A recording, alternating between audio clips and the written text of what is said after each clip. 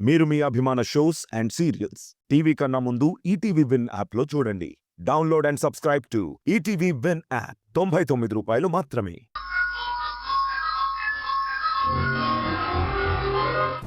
ఆ కన్యాకుమారి ఏంటే నా కూతురి జీవితం తెగిన గాలిపటమైంది, దేవుడో దేవుడో అని ఏడుస్తుంది. సింధు టెస్ట్ చేయించుకోటానికి హాస్పిటల్కి వెళ్ళిందిగా. ఆ విషయం తెలిసి కన్యాకుమారి బోరున విలపిస్తున్నట్టుంది.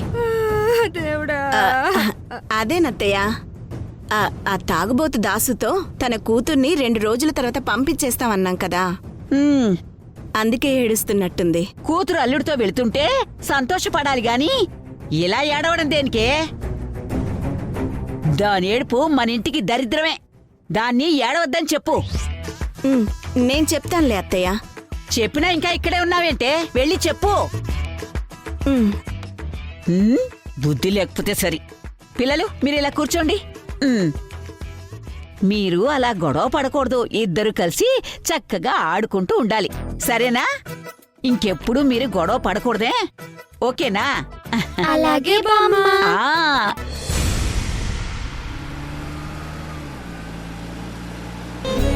ఏమవుతున్నదో నా గుండెలో ఉండుండి రోజు ఇలా ఏం దాచుంచావో ఆ కళ్ళలో నిలువెల్ల మునిగానిలా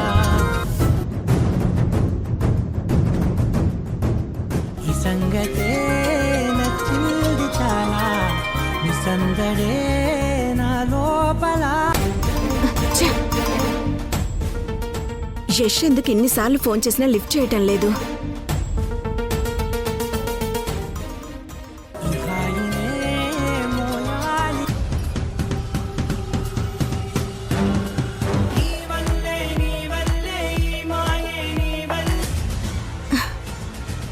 ఏంటి తేయ అంత చిరగ్గా ఉన్నారు? సింధు టెస్ట్ చేయించుకోవటానికి వెళ్ళింది కదా, ఆ విషయం యష్తో మాట్లాడి తేల్చుకుందామని ఎన్నిసార్లు వాడికి ఫోన్ చేసినా లిఫ్ట్ చేయడం లేదు. మధు, నువ్వు ఒకసారి ట్రై చేయి.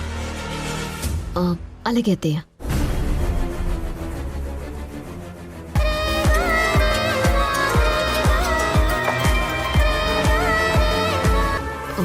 లిఫ్ట్ చేయడం లేదు అత్తయ్య.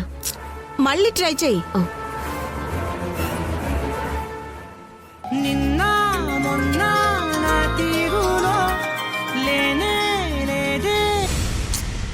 మరిది గారు నా ఫోన్ కూడా లిఫ్ట్ చేయడం లేదు అత్తయ్య.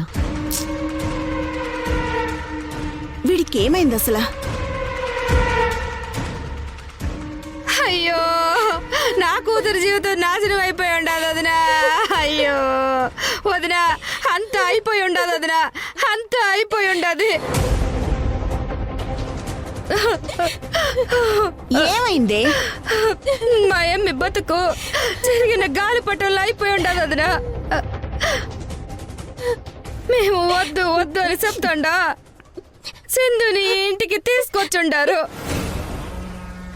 ఫోన్లే మీ అత్తయ్య గారి ఆరోగ్యం నయం అవడానికి తెచ్చుండారని మేము రాజీ పడుండం. సింధుని డైరెక్ట్ గా మీ అబ్బాయి ఉండే రూమ్ లో ఉంచారు. ఇప్పుడు చూడండి ఏం జరుగుండదో.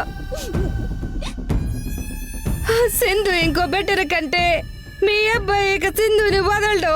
ఇద్దరు కలిసిపోతారు. ఈ జన్మలో వాళ్ళు ఈడిపోరదునా. అయ్యో,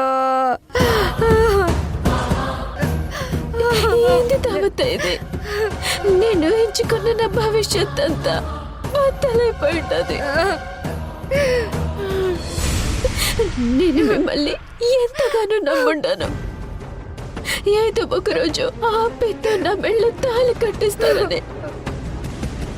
కానీ మీ అబ్బాయి సింధుతో కమిటైపోయి నా జీవితానికి అసలు పెడతారని నేను అసలు అనుకోలేదు దావత్త, అసలు అనుకోలేదు. సింధు ఆయన ఒకే గదిలో ఉంటే ఇట్లాంటిది ఏదో జరుగుతుందని నేను భయపడే వాళ్ళ రూమ్ లో ఫోన్ ఇట్టాల్సి వచ్చిండదు. నేను చెబుతున్నా మీరు పట్టించుకోలేదు.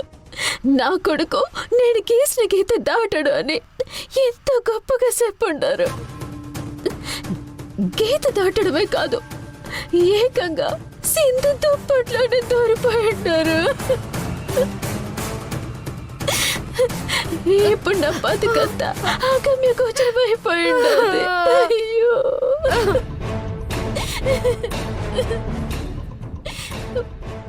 చెల్లి, ఎందుకు అనవసరంగా బాధపడతారు? అది నిజమో అబద్ధమో ఇంకా ఏదీ తెలియలేదు కదా. ఎందుకు మీరు దీన్ని ఎంత సీన్ చేస్తున్నారు?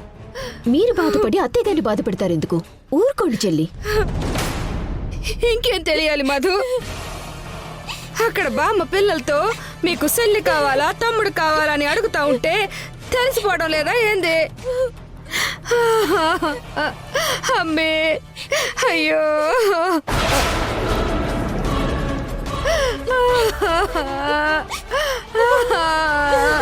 దాము, ఎందుకు వీళ్ళు ఏడుస్తున్నారు? ఏడుపు కాక మాకు ఇంకేం మిగిలిండదన్నయ్యా. ఏమైంది? సింధు తను ప్రెగ్నెంటో కాదో తెలుసుకోవడానికి టెస్ట్ కోసం హాస్పిటల్కి వెళ్ళుండాది. ఏంటి, సింధు ప్రెగ్నెంటా? ఇది సంతోషించాల్సిన విషయం. మీరెందుకు ఏడుస్తున్నారు? అసలా ఇదంతా నీ వల్లే జరిగింది చంద్ర. నేను వద్దు వద్దు అంటున్నా, మీ అమ్మ ఆరోగ్యం కోసం నన్ను సింహం 2 అడుగులు వెనక్కి వేసిన సింహమే అంటూ ఏం పర్వాలేదని నా చేత దాన్ని బ్రతిమిలాడించి మరీ మన ఇంటికి తీసుకొచ్చి పెట్టావు కదా. అది మన యష్ని లైన్లో పెట్టేసుకుంది. అత్తయ్య, ఎందుకు కంగారు పడతారు? అసలేమీ తెలియకుండా అలా ఎలా ఫిక్స్ అవుతారు? ముందు మరిది గారిని కనుక్కోండి, అప్పుడు విషయం తెలుస్తుంది. అది కూడా నిజమే. చంద్ర, యష్కి ఫోన్ చేయి. ఆ,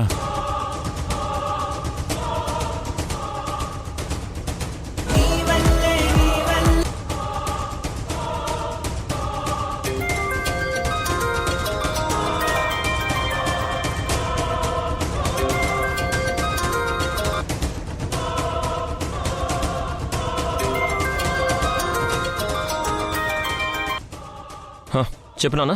యరేష్,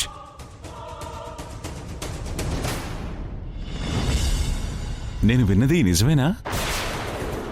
సింధుని టెస్ట్ కోసం హాస్పిటల్కి తీసుకెళ్ళావా?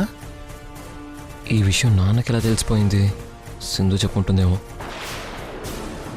అవును నాన్న. డాక్టర్ ఏమన్నారా? ఇంకా రిపోర్ట్స్ రాలేదు నాన్న.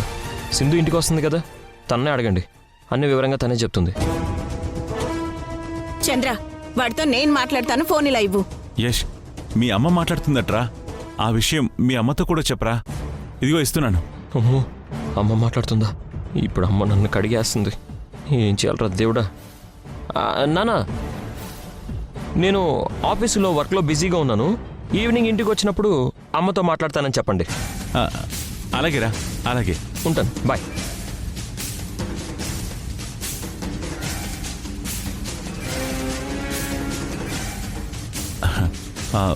వాడేదో వర్క్ బిజీలో ఉన్నాడట, నీతో తర్వాత మాట్లాడతా అన్నాడు. నేను అరుస్తానని వర్క్ బిజీ అంటూ తప్పించుకుంటున్నాడు. అల్లుడు గారు కూడా తప్పించుకుంటూ ఉండారంటే సింధు కన్ఫామ్ గా నెల తప్పేసినట్టే వదినా.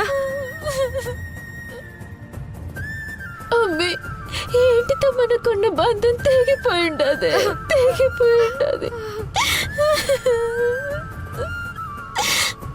అయ్యో, ఏయ్, ఆపండి.